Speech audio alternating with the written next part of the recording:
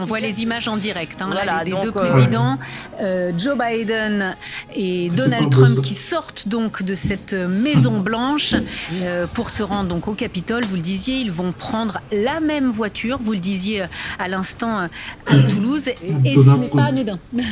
Non, ça fait partie de la tradition. Vous savez, il y a beaucoup de traditions qui ont bougé. Vu leur relation, bon, il y a même qu'ils font un président qui est mort de froid pendant son inauguration. Ça se passait au mois de mars.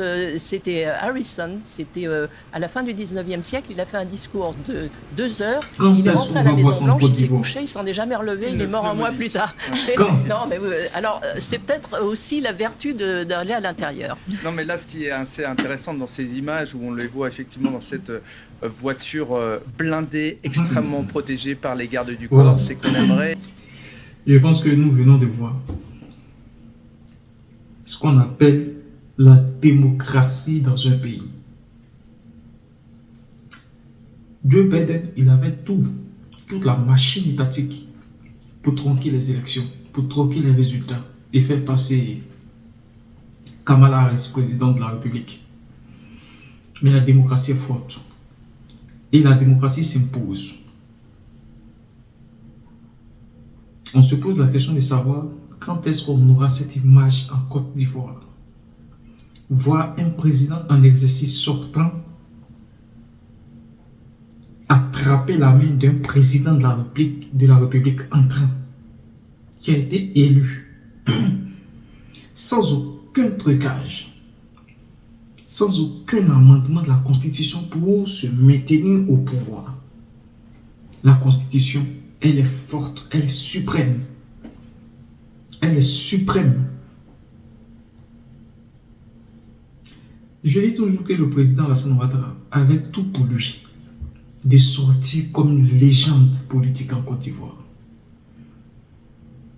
Il avait une voix immense de rester dans l'histoire de la Côte d'Ivoire.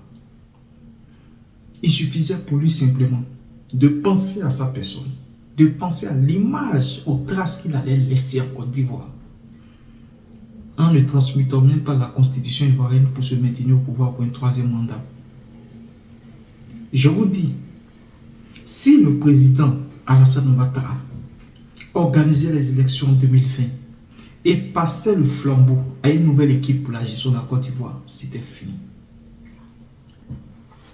Il déjouait tous les pronostics. Et même ceux qui ne l'aiment pas, ça allait les mettre du coup. Il sortirait grand. Il sortirait immense. Il aurait laissé des traces dans l'histoire de la Côte d'Ivoire. Et cela allait être une forme de pression à tous ceux qui allaient prétendre à la magistrature suprême. Cela allait entériner définitivement la culture démocratique de passation de pouvoir en Côte d'Ivoire. Mais malheureusement, cela n'a pas été fait. Au lieu de savoir partir, le président Alassane Ouattara a modifié la constitution et sous fond de dol, sous fond d'usurpation, il a trompé les Ivoiriens pour se maintenir au pouvoir, soit disant pour un premier mandat de la 3e République. Et cela avec la pression, bien sûr, de toute l'équipe dirigeante avec lui. Parce que ce sont des gens qui n'ont aucune ambition, qui ont des portefeuilles, qui ont des postes, qui ont des privilèges et qui ont peur de les perdre. C'est ceux-là qui mettent la pression au père Alassane Ouattara pour qu'il se maintienne au pouvoir. Et malheureusement, nous allons encore vers une autre crise certainement. Mais mon rêve, c'est de voir un jour des politiques passer le flambeau en Côte d'Ivoire.